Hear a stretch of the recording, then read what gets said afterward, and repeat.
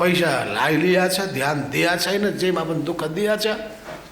अनि हामी दोष दिन्छौँ कहिले कन्सल्टेन्टलाई, उसले उसको मात्रै पनि दोष हुँदैन। कहिले दोष दिन्छौँ निर्माण व्यवसायलाई, उसको मात्रै पनि दोष छैन। कहिले दोष दिन्छौँ कर्मचारीलाई, उसको मात्रै पनि दोष छैन। कहिले दोष दिन्छौँ हामी मालपोत या भनौँ अर्थ मन्त्रालयलाई, उसको मात्रै पनि दोष छैन। यो सबै एकअर्कामा रोग सरेको रोग र सबैले मिलिकन उही काले काले मिलेर खाउँ भाले जस्तो खालको स्थितिले देश डुबेको।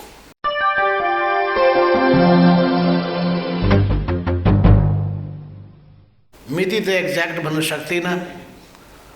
यही मेरो पछाडि हुनुहुन्छ कमल प्रमेश हमाल, उहाँलाई सम्झना होला। रक्तकाली नै हो।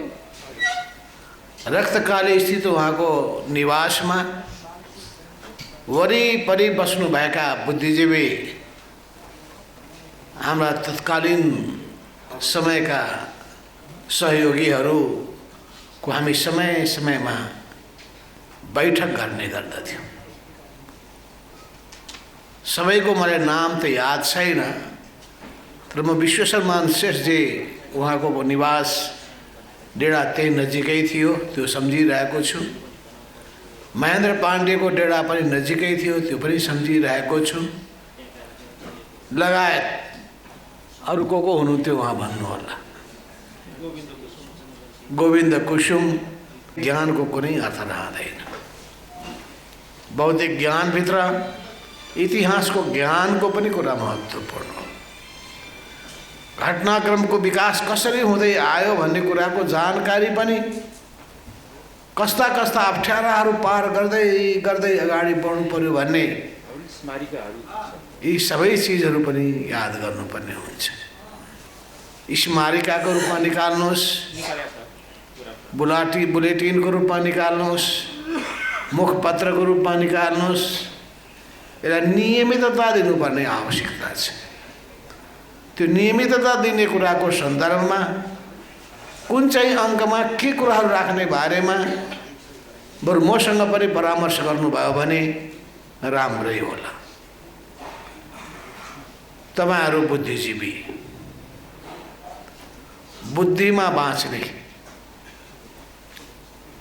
बुद्धि खेलाउने, अध्ययन गर्ने, अनुसन्धान गर्ने, खोज गर्ने, विश्लेषण गर्ने, सत्य तथ्यहरू पत्ता लगाउने,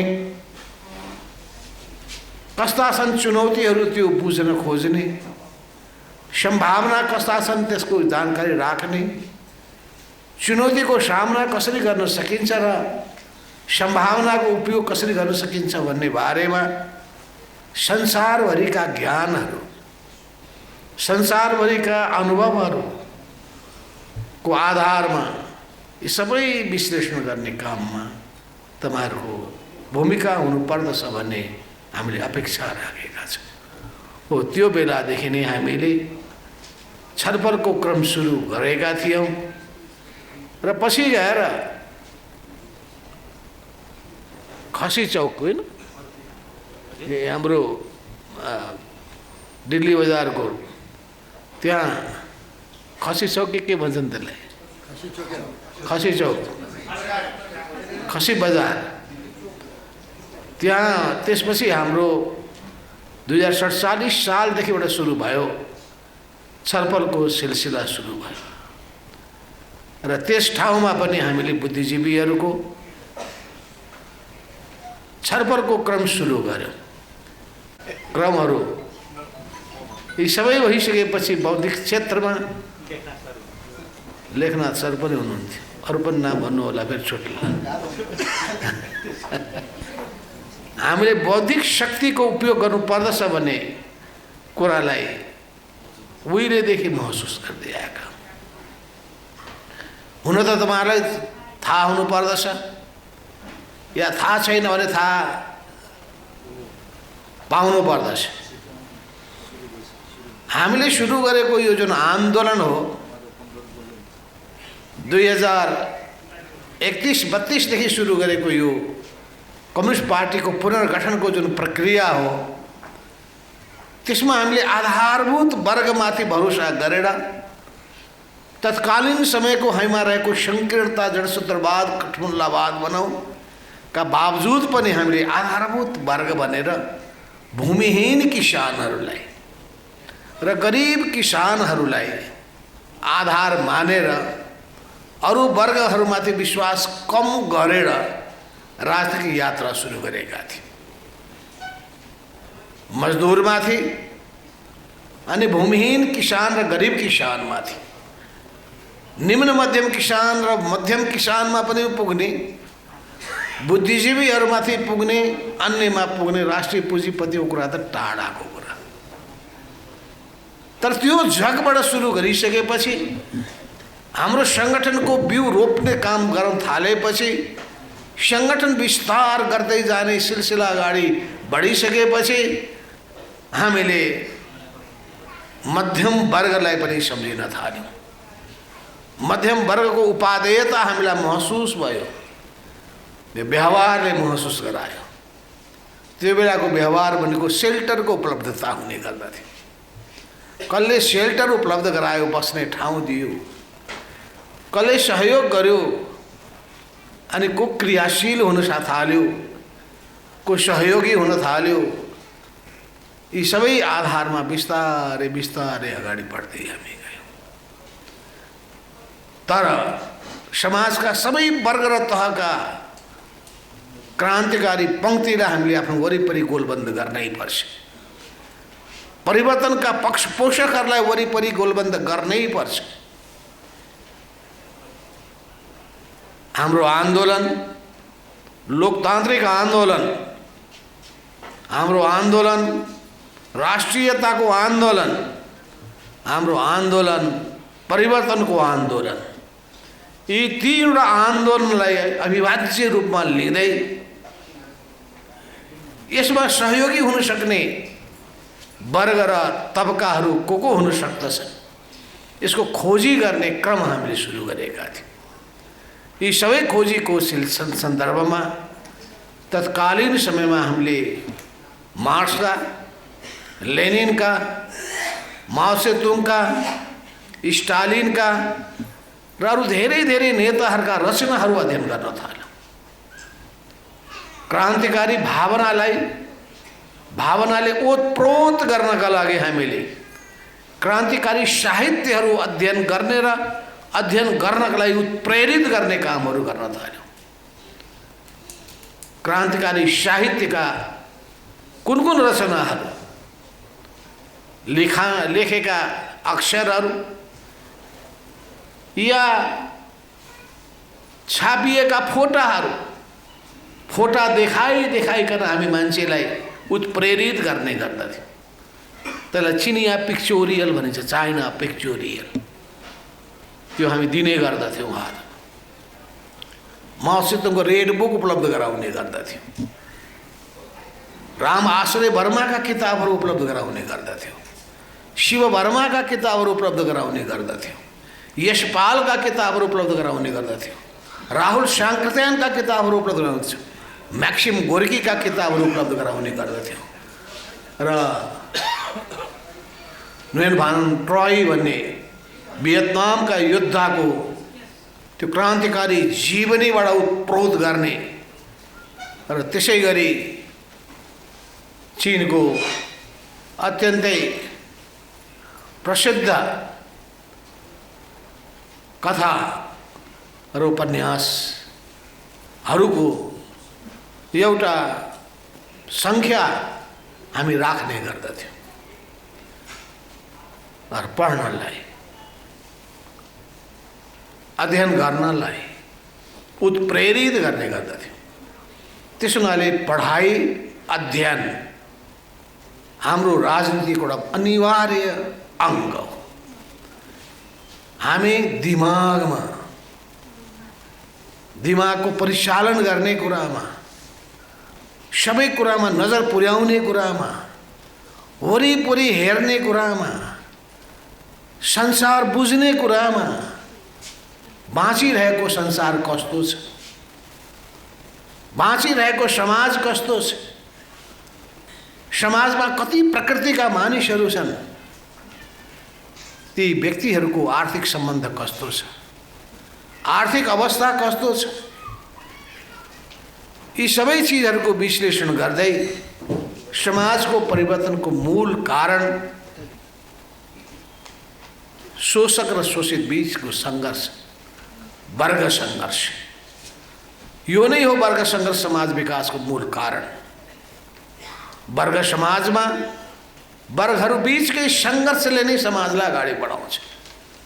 र त्यसै सिलसिलामा माओ त्से-तुङले भन्नुभयो तीनटा कुराहरू अत्यन्तै महत्त्वपूर्ण छन्। एउटा वर्ग सङ्घर्ष, अर्को उत्पादन सङ्घर्ष र तेस्रो वैज्ञानिक प्रयोग। यी तीनटाको कम्बिनेसन जसले बुझ्न सक्यो त्यसले समाजको परिवर्तनको कामलाई अगाडि बढायो। वर्ग सङ्घर्षलाई बुझ्न सकेन भने, कुन हाम्रा मित्र हुन् को हाम्रा शत्रु हुन् बुझ्न सकेन भने, उसको आर्थिक सम्बन्ध र सामाजिक सम्बन्धको पक्षलाई पनि विश्लेषण गर्न सकेन भने उसले मित्रको पहिचान गर्न सक्दैन। मेहनत गर्ने, उत्पादनसँग जोडिने त्यो तबका महत्त्वपूर्ण हुन्छ।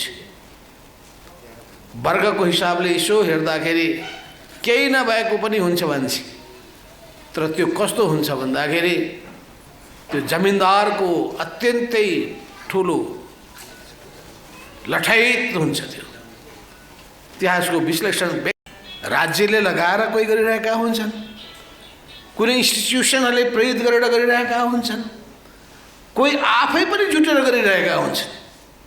यो मानिसको स्वभाव हो। कोलम्बसलाई कसैले लगाएको थिएन होला, कोही थाहा छैन मलाई कोलम्बसको इतिहास। उनलाई धुन सवार भयो र धुन सवार भएर उनले चाहिँ संसारमा अरू पनि कहाँ कहाँ मानवहरू बसोबास गर्छन् खोज्दै हिँडे समुद्री यात्रामा। भनेपछि यो मानिसको जाति निरन्तर नयाँ चिजको खोजमा लागिरहेकै हुन्छ। र यस्तै मानव हामी नेपालीहरूभित्र पनि देख्न चाहन्छौँ। आफै उत्प्रेरणाबाट, खोजबाट, अनुसन्धानबाट तपाईँहरू अगाडि बढ्नुहोस्। यो बौद्धिक गरेको छु कि हाम्रा केही युवाहरूले निरन्तर केही न केही गर्न खोजिरहेका हुन्छन्। कहिले चाहिँ इन्जिनको आविष्कार गर्ने, कहिले हेलिकप्टरको उडान बढ्ने त्यसको आविष्कार गर्ने, यो विभिन्न ठाउँहरूमा विभिन्न यस्तो युवाहरूले पहल गरेको पनि पाइन्छ। यी अत्यन्तै राम्रा कुराहरू हामीले प्रेरित गर्नुपर्छ। हामीले गर्न सकेका छैनौँ भने अरूले गरून्। पुरानो पुस्ताले गर्न सकेको छैन भने नयाँ पुस्ताले गरोस्। साना बालक बालिकाहरूमा प्रतिभा देखिन्छ भने प्रतिभालाई प्रस्फुटित गर्ने वातावरण बनाइदिउँ, उसको खुबी र क्षमतालाई उजागर गरिदिउँ, अनुकूल परिवेश सृजना गरिदिउँ। यी सबै कुराहरूमा हाम्रो ध्यान जानुपर्दछ। त्यस हुनाले यो मानव जातिको इतिहास निरन्तर सङ्घर्षको इतिहास हो। निरन्तर खोज गर्ने, चुप लागेर नबस्ने इतिहास पनि हो।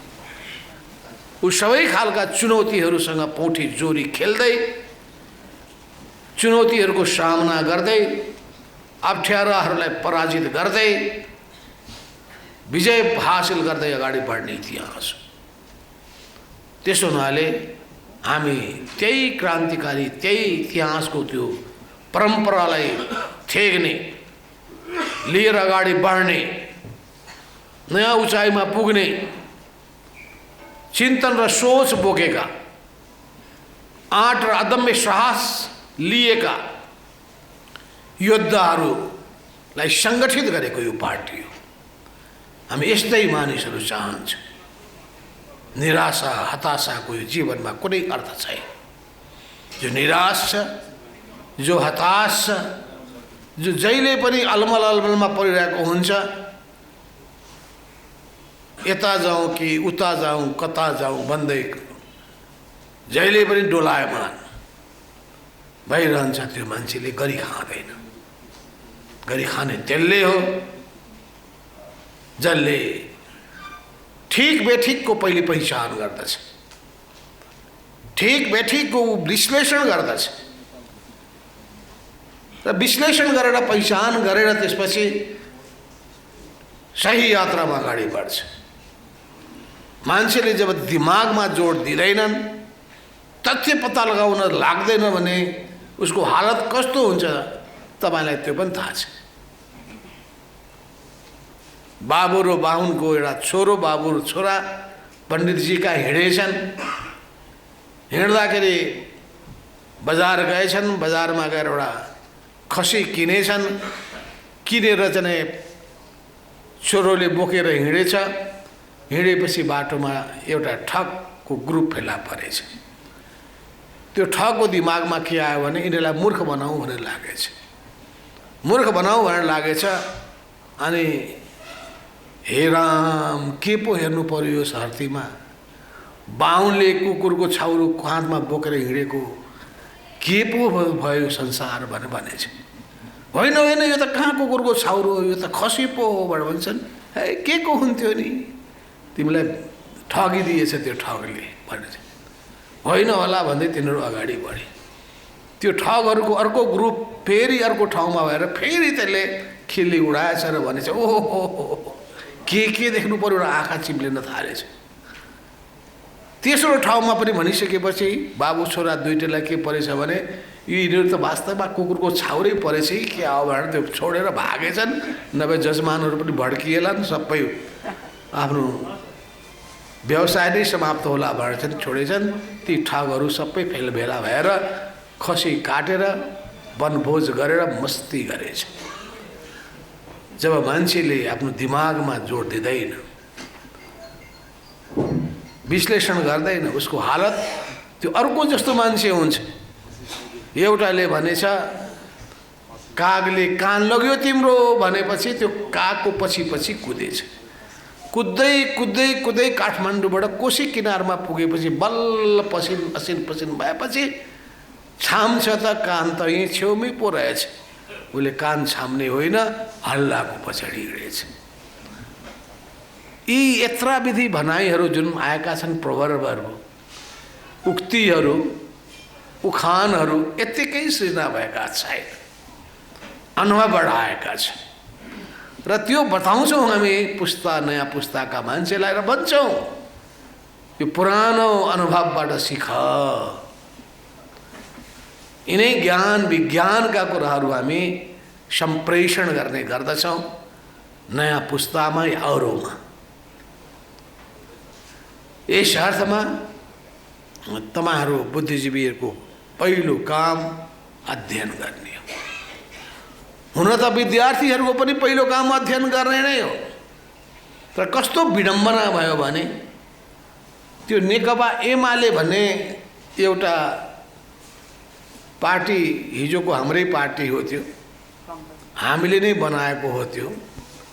त्यसको नेता भई टोपलेको मान्छेले प्रशिक्षण के दिन्थे पहिले पनि भन्दाखेरि विद्यार्थीहरूले पढ्ने हो, पढेर कोही ठुलो हुन्छ, बुद्ध के पढेका थिए, यस्तै यस्तै उदाहरण दिएर विद्यार्थीहरूलाई पढ्दै नपढ्ने ठगहरूको मण्डली बनाउने, डनहरू निर्माण उत्पादन गर्ने, बाहुबलीहरू तयार गर्ने, वीर बाँकाहरू तयार गर्ने, आफ्नो स्वार्थको निम्ति सबै खालका अनुचित कामहरू गर्न खोज्ने त्यस्तो जमात तयार गर्न पुगे। जबकि हामी बौद्धिक जमात तयार गर्न चाहन्छौँ। हामी विचारमा,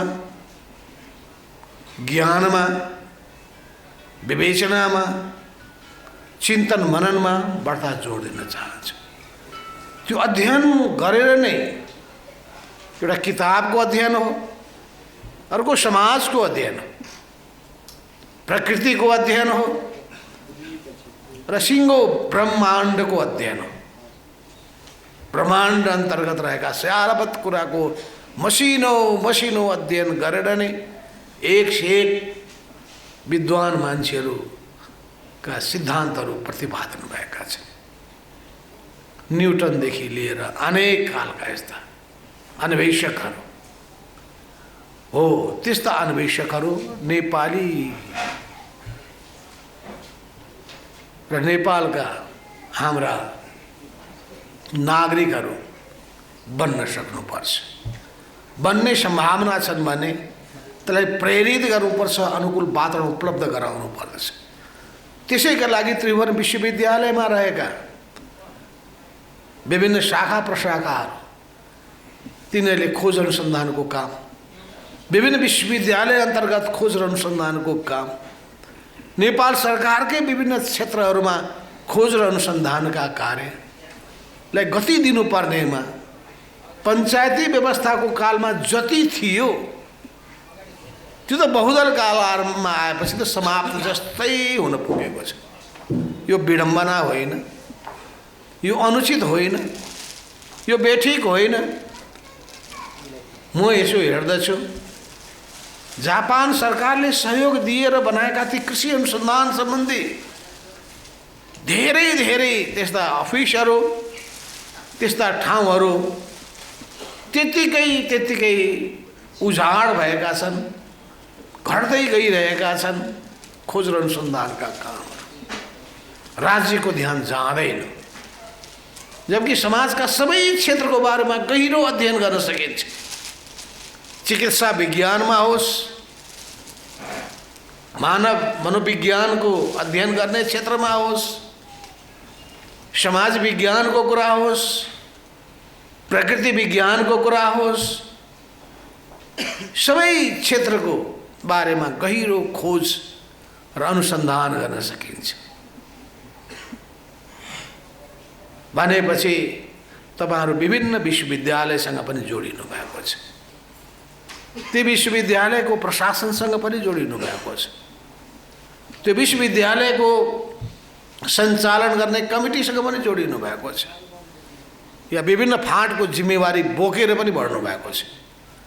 तपाईहरु कति आफ्नो दिमागमा जोड दिनुहुन्छ भन्नलाई त भन्नुभएको होला। रिसोर्स नै भएन कमरेड भन्न सक्नु होला। रिसोर्स सेकेन्ड कुरा, पहिलो चिन्तन मुख्य कुरा, आवश्यकता बोध मुख्य कुरा, त्यसपछि त्यसको निम्ति योजना बनाउने दोस्रो कुरा हो। योजनालाई कारण गर्नका लागि स्रोत साधनका कुराहरूभित्र आर्थिक स्रोत र मानव स्रोतका कुराहरू त्यसपछि कुरा हो। न मानव स्रोत खोज्दै जाने कुरा हो र आर्थिक स्रोतको सन्दर्भमा पनि कहाँ कहाँ भएर भनेर भन्न सकिन्छ। देश विदेशको सम्बन्ध सम्पर्कलाई पत्ता लगाएर त्यसको निम्ति अनुकूलता सिर्जना गरेर जानुपर्ने आवश्यकता पर्दछ। यी सबै चिजहरूमा तपाईहरु आफै कतिको मेहनत गर्नुहुन्छ, कतिको लेख्ने गर्नुहुन्छ। म तपाईहरुलाई प्रत्येकलाई भन्न चाहन्छु, लेख्ने बानी बसाल्नुहोस्, लेखहरू लेख्नुहोस्, मनका भावनाहरू उतार्नुहोस्, अक्षरमा उतार्नुहोस्। मनका भावनाहरू, मनका तरङ्गहरू, मनका विचारहरू, जम्मै चिजहरू, यो तरङ्ग पनि आफ्नै किसिमको हुन्छ। ज्ञान आफूले हासिल गरेका ज्ञानहरू, अनुभव हासिल गरेका अनुभवहरू, विश्व देख्नु भएको छ भने संसारलाई कसरी देखिरहनु भएको छ, समाजलाई देख्नु भएको छ भने समाजलाई कसरी देखिरहनु भएको छ, मानिसलाई देख्नु भएको छ भने त्यो मानिसलाई कसरी देखिरहनु भएको छ। एकजना यस्तै एउटा व्यापारीले एउटा किताब लेखेका रहेछ, मारवाडी व्यापारीले, नेपालीमा अत्यन्तै राम्रो मन लाग्यो। त्यस्तै मैले एकजना भर्खरकी युवा पत्रकारले लेखेको मैले किताब म सम्झिरहेको छु। भनेपछि व्यापारीले लेख्ने, भर्खरको युवाले त्यो सपना, परिकल्पना, समाजका सबै व्यथितिहरू, समाज, असल मानिसहरू जम्मै कोणबाट विश्लेषण गरेर अन्तमा के सोच्ने भन्दाखेरि त्यसले मान्छेलाई सही दिशामा अघि बढ्नका लागि उत्प्रेरित गर्न सकोस्, राम्रो ज्ञान र चेतना देओस्, पोजिटिभ सन्देश देओस्। नेगेटिभ सन्देश दिने होइन, निराशा बढाउने होइन, आशावाद जन्माउने हो। आशावाद जन्माउने काम हामीले गर्ने हो, निराशालाई चिर्ने काम हामीले गर्ने हो। संसारमा असम्भव भन्ने चिज केही पनि छैन यदि तपाईमा हिमशिखर चढ्ने आँट र सङ्कल्प छ भने। सजिलो छैन, वास्तवमा जीवन सजिलो छैन। त्यसो हुनाले यो जीवनमा अनेकौं अप्ठ्याराहरू आउँछन्। पारिवारिक जीवनमा होस्, सामाजिक जीवनमा होस्, यी जीवनमा अनेकौं अप्ठ्याराहरू आउँछन्। कहिले हरेस खान हुँदैन, निराश हुनु हुँदैन, अगाडि हिम्मतका साथ साहस साथ अगाडि बढिरहनुपर्छ। त्यसो हुनाले मैले अब हामी कस्तो समाज, कस्तो देश, कस्तो सरकार र कस्तो विश्व बनाउन चाहन्छ र यसको निम्ति कस्तो मानिस, कस्तो जनप्रतिनिधि, कस्तो नेता र कस्तो कार्यकर्ता हामी बनाउन चाहन्छौँ या बन्न चाहन्छौँ र त्यस्तो मानिसले कस्तो विचार, कस्तो सिद्धान्त अवलम्बन गरेर कस्तो पार्टी निर्माण गर्न चाहन्छौँ। यो वास्तवमा समाज कस्तो छ अनि कस्तो समाज हुनु पर्दछ, कस्तो छ र कस्तो हुनु पर्दछ र कसरी बनाउन सकिन्छ, यसको निम्ति सबभन्दा पहिले कस्तो छ भन्ने कुराको यथार्थको जानकारी हुनुपर्छ।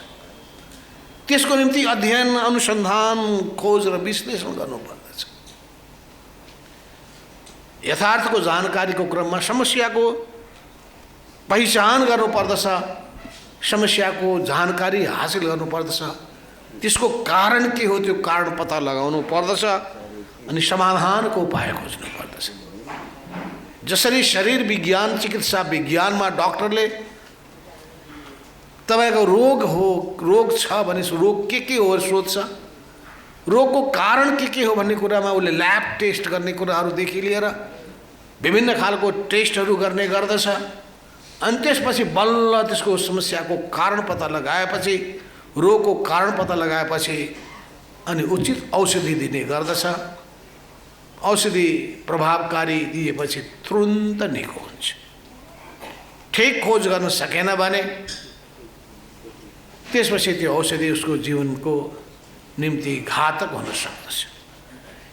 त्यसो हुनाले यो कस्तो समाज, कस्तो राष्ट्र, कस्तो पार्टी, कस्तो मानिस, राज्य सञ्चालन गर्ने कस्तो प्रशासन, यावत कुराहरूको बारेमा हाम्रो ध्यान जानु पर्दछ। हाम्रो देशको आर्थिक विकास अहिले हाम्रो मूल काम के हो? आर्थिक विकास गर्ने कसरी हो? हामीले राज्य सत्तालाई परिवर्तन गर्नुपर्ने आवश्यकता महसुस गर्यौं, क्रान्तिको आवश्यकता महसुस गर्यौं। किन सत्ताको हाली मुहाली सम्हालेकाले जुन हिसाबले समाजको सत्ता होस् या राज्यको सत्ता होस् अनि यिनै कुराको सन्दर्भमा पार्टीको सत्ता होस्, त्यो सत्तामा बसेकाले नै हैकम या निर्देशन या परिचालन गर्ने गर्दछ। परिचालन गर्ने ठाउँमा हामी भएनौँ भने, हामी एक्लै मात्रै चल्न थाल्यौँ भने, शक्ति सञ्चय गर्न सकेनौँ भने, त्यो शक्ति सङ्गठनको रूपमा देखिन सकेन भने, त्यो सङ्गठन परिचालित हुन सकेन भने, त्यो सङ्गठन गतिशील हुन सकेन भने त्यसले नयाँ ऊर्जा दिन सक्दैन, ताकत बढाउन सक्दैन, त्यसको उपादेयता रहँदैन। त्यसो भएको हुनाले अब हामीले राजनीतिक क्रान्तिको एउटा क्रम पुरा गरिसकेपछि अब आर्थिक क्रान्तिमा, सामाजिक क्रान्तिमा, सांस्कृतिक क्रान्तिको क्षेत्रमा अब हामीले हात हाल्नुपर्ने छ। यस अर्थमा आर्थिक रूपान्तरणको कुरा, सामाजिक रूपान्तरणको कुरा, सांस्कृतिक रूपान्तरणको कुरा चाहना त हामीले धेरै गर्यौँ। महाथिरले आफ्नो किताबमा लेख्छन् के गर्ने, बदलिन खोज्छु समाज, मलेसियनहरू जस्तो अल्छी कोही पनि छैन भन्छ। मलायहरू, मलेसियन होइन कि मलाय जाति। उनले विश्लेषण गरेर भन्छन् कि हाम्रो देशमा 3टा जातिका मान्छेहरू छन्। एउटा चाइनिज समुदायहरू छ, अर्को इन्डियन समुदाय छ, अर्को मलाय समुदाय छ। चाइनिजहरू जस्तो एकदम उद्यमी, व्यापारमा यति फास्ट कोही पनि पाइँदैन। अनि खोज अनुसन्धान र अध्ययन गर्ने कुरामा इन्डियन भन्दा फास्ट कोही पनि पाइँदैन। बाहिरका मान्छेलाई खजाउने कुरामा मलेसियन भन्दा ठुलो कोही पनि पाइँदैन। महाको अल्छी भनेको मलायहरू हुन् भन्थे। उनी पनि मलाय। मैले भने यो मलायहरू कति अल्छी भए, मेहनतै गर्दैनन्, कामै गर्दैनन्। मलायको सोच र चिन्तनमा परिवर्तन कसरी गर्ने? चाइनिजहरूको बारेमा भनिन्थे 1840 ताका उनीहरू अफिम खाने कुरा, अफिममा उनी मस्त हुने गर्दथे। किन विदेशी साम्राज्यवादी कोलोनिस्ट फोर्सेसहरूले, उपनिवेशवादी शक्तिहरूले चाइनिजहरूलाई अफिम खुवाउन थाले र अफिमको नसामा चाइनिजहरू अल्छी भएर गए। अनि त्यसपछि त्यो प्रवृत्तिबाट अब मुक्त हुनका लागि कत्रो ठुलो मेहनत गर्नु। मानिसहरूको बोली र संस्कार कति कति फरक हुन्छ भन्ने कुरा तपाईँ जापानिजलाई भेट्नुहोस्, तपाईँ चाइनिजलाई भेट्नुहोस्, तपाईँ इन्डियनलाई भेट्नुहोस्, युरोपियनलाई भेट्नुहोस्, अमेरिकनलाई भेट्नुहोस्, अफ्रिकनलाई भेट्नुहोस्, तपाईँ फरक फरक पाउनुहुन्छ। हो हामी नेपालीहरू कस्तो हो, विविधताले भरिएको संसारमा हामी कस्तो संस्कार बोकेर हिँड्ने, कस्तो संस्कृति हामीले अवलम्बन गर्ने, यी सबै कुराहरूमा विचार पुर्याउनु पर्छ। केपी ओलीले हेर्नुहोस् कस्तो संस्कार सिकाउने गर्दछ, कस्तो बानी व्यवहार सिकाउने गर्दछ।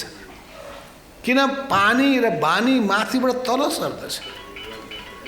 जब तपाईँ अरूको अपमान गर्नुहुन्छ भने तपाईँलाई पनि कसैले सम्मान गर्नेवाला छैन। तपाईँले कस्तो सन्तान हुर्काउन चाहनुहुन्छ, सन्तानको लागि घरको व्यवहारले प्रभाव पार्दछ, त्यहाँको परिवेशको प्रभाव सिधै दिमागमा परिहाल्छ। कार्यकर्तामा पनि त्यो प्रभाव, नेताहरूको प्रभाव परिहाल्छ। त्यसैले कस्तो पंक्ति तयार गर्ने त्यो संस्कारसँग जोडिएको छ। मान्छे नै मेहनती भएनन् भने, मान्छे नै अल्छी भयो भने, मान्छे नै ठगी प्रवृत्तिमा उद्धत भयो भने त्यसपछि तपाईँ के गर्न सक्नुहुन्छ? हो त्यो बदलिनका लागि पनि त्यही ढङ्गको सङ्कल्प बोकेको लिडरसिप चाहिन्छ। यहीँ हाम्रो छिमेकी बिहारमा हेर्नुहोस्, मान्छे बिहारी भनेपछि कति घृणा गर्थे। बिहार भनेपछि कोही जान चाहँदैन थिए, पढ्न पनि जान चाहँदैन थिए, उपचार पनि गर्न चाहँदैन थिए। खुद बिहारी पनि आफ्नो छोराछोरीलाई बरु अर्को देश, अर्को प्रदेशमा पठाउँथे, दिल्लीमा पठाउँथे, अन्तत पठाउँथे। छोरीहरूको सुरक्षा नहुने भएको हुनाले छिटै बिहा गरिदिन्थे, पठाइदिन्थे। त्राहिमाम थियो। तर त्यही ठाउँमा अर्को त्यहाँको लिडर आयो, उसले त्यो प्रवृत्तिमा परिवर्तन गरिदियो, परिवर्तन गर्न सकिँदो रहेछ। असम्भव भन्ने चिज केही पनि छैन।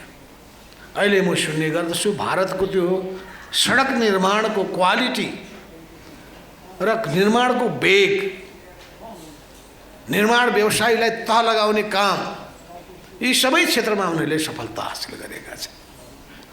हामी किन सकिरहेका छैनौँ? हामी अध्ययन राम्ररी गर्दैनौँ, हामी समग्रतामा कहिले पनि सोच्दैनौँ, दूरगामी हामीसँग चिन्तन छैन। त्यसो हुनाले सबभन्दा पहिलो चिज हामीमा भिजन, क्लियर भिजन हुनुपर्छ। सुन्दर सपना देख्नुपर्छ। तर एउटा पाटोमा मात्रै हामी फस्यौँ भने सकिन्छ। यो जहिले पनि एउटा सिक्कामा दुईटा पाटो हुन्छ। प्रकृतिमा तपाईँलाई रात र दिन हुन्छ, अनि जीवनमा तपाईँको जित र हार हुन्छ, सफलता र असफलता दुइटै हुन्छ। त्यसो हुनाले यी दुइटै एकअर्कासँग जोडिएको अभिन्न चिज। त्यसो हुनाले असफलता हात पर्यो भने निराश हुने होइन। रात भयो भनेपछि अब दिन हुँदैन कि क्या हो भनेर निराश हुनु हुँदैन। त्यसो हुनाले तपाईँले हामीले सुनेका छौँ रातपछि दिन हुन्छ, हुन्छ बिहान। त्यो विश्वास जन्माउनका लागि, आँट पैदा गर्नका लागि यो सांस्कृतिक क्षेत्रले ठुलो भूमिका खेल्दछ। भिजन जन्माउन, भावना तरङ्गित गर्न, मान्छेको भावना हो त्यसलाई तरङ्गित गर्न सक्नुपर्छ। मान्छे आफैमा सुकोमल पनि छन्, कोमल हृदय, र कम्युनिस्टहरू सबभन्दा बढ्ता कोमल हृदय हुन्छ। अरूको पीडा र वेदनाबाट सो आँखाबाट आँसु तर तर चुन्छ। निरङ्कुश शासकहरू बेग्लै हुन्छन्, अरूलाई रोन, अरू रोएको देखेपछि उनीहरू आनन्दित हुन्छ। हामी त्यस्तो निरङ्कुश प्रवृत्तिका विरोधीहरू। यस अर्थमा एउटा सपना, सुन्दर सपना, तर सपनामा मात्रै पाएको छ, व्यवहारमा केही पनि गर्दैन, गफ मात्रै धेरै चुड्दछ, काम केही पनि गर्दैन भने त्यस्ताबाट केही पनि हुँदैन। त्यसो हुनाले सपना त हेर्ने हो, त्यो सपना व्यवहारिक बनाउने कसरी, त्यसलाई यथार्थको धरातलमा टेकाउने कसरी, यो अर्को कुरा हुन्छ। त्यसो हुनाले त्यसको निम्ति सामग्रिक पक्षलाई ध्यानमा राखेर कम्प्रिहेन्सिभ एउटा सोच राख्न सक्नु पर्दछ। सामग्रिक सोच राख्न सकिएन भने, अल्पदृष्टि भयो भने, भोलिको के हुन्छ सम्भावना पनि खोजिया छैन भने, आउने 50 वर्ष 100 वर्षको परिकल्पना गरेको छैन भने, त्यस्ताले स्वाभाविक रूपमा धेरै ठुलो क्षति भोग्नुपर्छ। र मैले भन्ने गर्दछु हाम्रो आर्किटेक्चर इन्जिनियरहरूलाई, यहीँ हुनुहुन्छ हाम्रो गिरधर मिश्र कहाँ हुनुहुन्छ, मैले पनि प्रधानमन्त्री हुँदाखेरि भनेको थिएँ, मैले इन्जिनियरहरूको टिम राखेका थिएँ प्रधानमन्त्रीको सल्लाहकारमा। र त्यो इन्जिनियरहरूको टिमलाई मैले के भन्छ, तपाईँहरू कन्सल्टेन्ट ठग भन्छन् भन्ने भन्थेँ। पैसा लिया छ, ध्यान दिया छैन, जेमा पनि दुःख दिया छ, अनि हामी दोष दिन्छौँ कहिले कन्सल्टेन्टलाई, उसले उसको मात्रै पनि दोष हुँदैन। कहिले दोष दिन्छौँ निर्माण व्यवसायलाई, उसको मात्रै पनि दोष छैन। कहिले दोष दिन्छौँ कर्मचारीलाई, उसको मात्रै पनि दोष छैन। कहिले दोष दिन्छौँ हामी मालपोत या भनौँ अर्थ मन्त्रालयलाई, उसको मात्रै पनि दोष छैन। यो सबै एकअर्कामा रोग सरेको रोग र सबैले मिलिकन उही काले काले मिलेर खाउँ भाले जस्तो खालको स्थितिले देश डुबेको, बर्बाद भएको। त्यसो हुनाले इमान्दारिता र निष्ठा त चाहियो, तर सबभन्दा पहिले दूरगामी सोच राख्नु पर्यो, र दूरगामी सोच राखेर त्यही अनुसारको योजना बनाउनु पर्यो, र त्यो योजना सामग्रिक योजनाको अङ्ग बन्न सक्नु पर्यो। र त्यो सामग्रिक योजनाको अङ्ग बन्नका लागि कुनै पनि योजना अगाडि सार्दाखेरि सो मूल्य, कस्ट र लाभ, यो दुईटै चिजको ठिक मूल्याङ्कन गर्नु पर्यो। यो कस्ट बेनिफिटको एनालिसिस गर्नु पर्यो। के चिज गर्दाखेरि त्यसको सम्म धेरै प्रभाव पर्दछ, त्यो विचार नगरिकन गरियो भने नोक्सान भइसकेपछि विकास हुँदैन। त्यसो हुनाले पनि अहिले यी सबै कुराहरूमा तपाईँ बुद्धिजीवी साथीहरूको ध्यान जाओस्। नेपालको आर्थिक विकासको कुन कुन क्षेत्रहरूलाई अगाडि सार्दाखेरि समग्र अर्थतन्त्रमा त्यसले प्रभाव पार्दछ। जब 1978 मा तङ सियाओपिङले पार्टीको बैठकबाट एउटा नयाँ आर्थिक नीति अगाडि सारे, खुलापनको नीति, आर्थिक विकासको नीति अगाडि सारे, उनले थुप्रै समस्याहरू देखे। तर सबै समस्याहरूमध्ये विश्लेषण गर्दै जाँदाखेरि एग्रिकल्चर नै मूल चिज रहेछ। जबसम्म कृषिको विकासमा जोड दिएनौँ भने गाउँले क्षेत्रमा भएका जम्मै किसानहरू रोजगारीको निम्ति सहरमा थुप्रिनेछन्। सहरमा थुप्रिसकेपछि सुविधा प्राप्त गर्न सक्ने छैनन्, विद्रोह त्यसले जन्माउनेछ र हाम्रो यत्रो ठुलो उत्पादनका फाँटहरू अनुत्पादक हुन पुग्नेछन्। त्यस हुनाले कृषिको विकासमा आज पहिलो जोड दिनुपर्छ भन्दै उनले एग्रिकल्चरबाट सुरु गरे। हामीलाई हाम्रो देशमा पनि एग्रिकल्चर नै नेपालको अर्थतन्त्रको आधार हुनुपर्दछ। Agriculture should be the foundation of Nepalese economy. नेपाली अर्थतन्त्रको आधारशिला नै कृषि क्षेत्र हुनुपर्दछ र यो कृषि क्षेत्रको सन्दर्भमा विचार गर्दाखेरि यसको आधुनिकीकरण कसरी गर्ने, यसको व्यवसायीकरण कसरी गर्ने, यसको यान्त्रिकीकरण कसरी गर्ने भने सामग्रिक सोच र योजना हुनुपर्दछ।